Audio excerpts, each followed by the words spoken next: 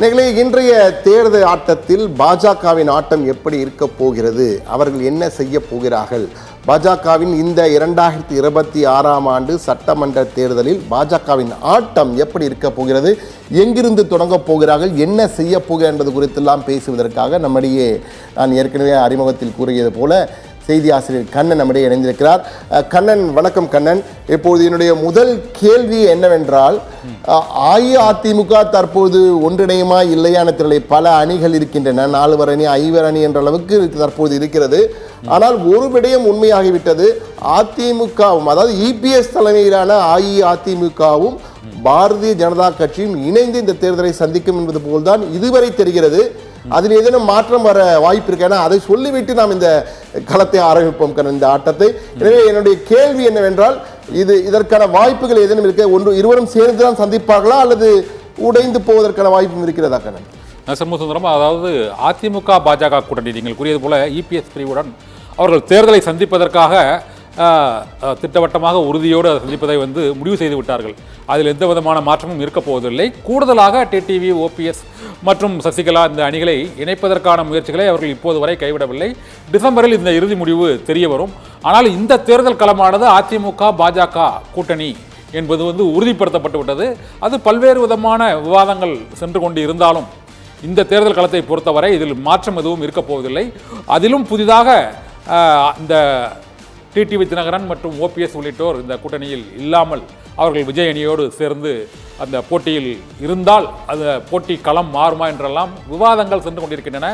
ஆனால் அனைத்துக்கும் முத்தாய்ப்பு வைப்பது போல உள்துறை அமைச்சர் அமித்ஷாவின் அடுத்த கட்ட நகர்வு அனைத்து அணிகளையும் அவர் பேசிக்கொண்டிருப்பதால் இந்த முறை அதிமுகவின் இபிஎஸ் பிரிவு அதிமுகவுடன் அவர்கள் தேர்தல் களத்தை சந்திப்பதற்கு தயாராகி விட்டார்கள். மத்திய உளவு பிரிவில் இருந்து இங்கு உள்ள தேர்தல் கணிப்பாளர்கள் வரை அந்த 20% வாக்குகளை பாரதிய ஜனதா கட்சி இழக்க விரும்பவில்லை.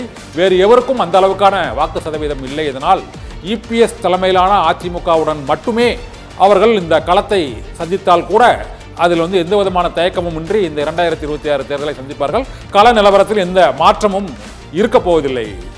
சண்முகசுந்தரம், நிச்சயமாக கண்ணன், அதாவது ஏன்னா இந்த கருத்தை தெரிந்து கொண்டுதான் இந்த தேர்தல் ஆட்டத்தையே நாம் பார்க்க வேண்டும். பாஜகவின் தேர்தல் ஆட்டம் என்றால் பாஜகவும் அஇஅதிமுக அதாவது இபிஎஸ் தலைமையிலே தற்போது இருக்கும் அண்ணா அதிமுக அஇஅதிமுக இரண்டும் சந்திக்க போகிறது என்றுதான். ஏனென்றால் ஏன் இந்த குழப்பம் வருகிறது என்றால், தற்போது பலர் பலவிதமாக எடப்பாடி திமுக என்கிறார்கள்.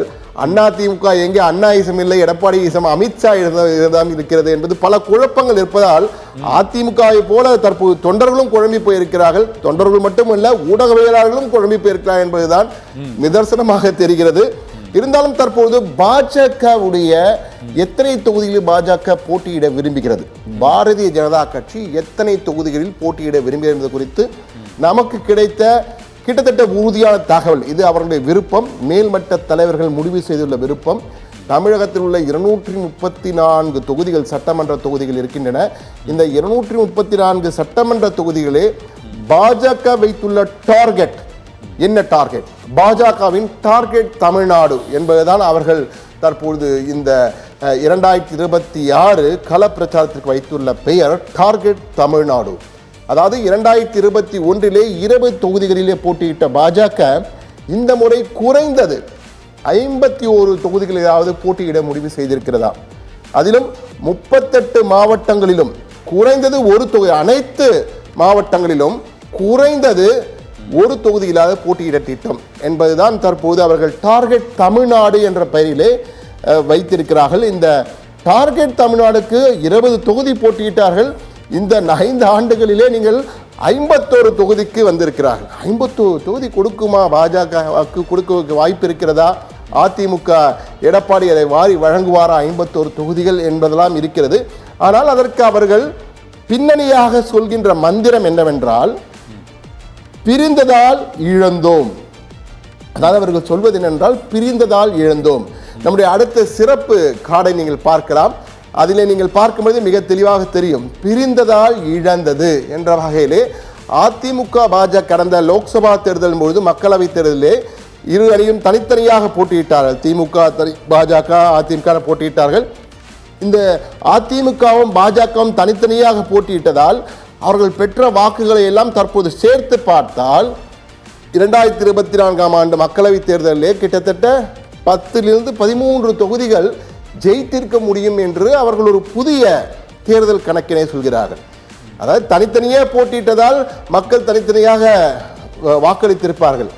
ஒன்றாக போட்டியிட்டால் எப்படி இருந்திருக்கும், தனித்தனியாக போட்டியிட்டால் வாக்களித்து ஒன்றாக போட்டியிடும் போது வாக்களிக்க மாட்டார்கள் போன்ற பலவித கணக்குகள் இருக்கின்றன. ஆனால் இருவரும் சேர்ந்து போட்டியிட்டு இருந்தால் 2024 13 தொகுதிக்கு வெற்றி இழந்தோம், இரு கட்சி பெற்ற வேட்பாளரை சேர்த்து பார்க்க வேண்டும் என்ற வகையில் தான் தற்பொழுது பாஜக அந்த கணக்கினை வைத்து, தேர்தல் கணக்கினை வைத்து, இந்த புதிய தேர்தல் கணக்கின் அடிப்படையில் தான் 51 தொகுதிகள் என தற்போது பாஜக முடிவு செய்திருக்கிறது.